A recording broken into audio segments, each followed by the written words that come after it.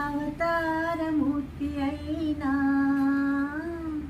అనువంతే పుడతాడు. అమ్మ పేగు పంచుకోనే అంతవాడు అవుతాడు. అవతారమూర్తి అయినా అనువంతే పుడతాడు. అమ్మ పేగు పంచుకునే అంతవాడు అవుతాడు. అమ్మేగా చిరునామా అంతటి గల చరితికి, అమ్మేగా కనగలదు అంత గొప్ప అమ్మని ఎవరు రాయగలరు.